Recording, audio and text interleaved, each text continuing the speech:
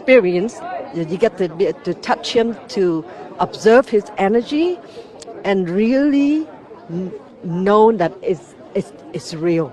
It's real, and it's a really incredible experience because I travel the world. I work with celebrity. I met many big people, and the feeling is just another human.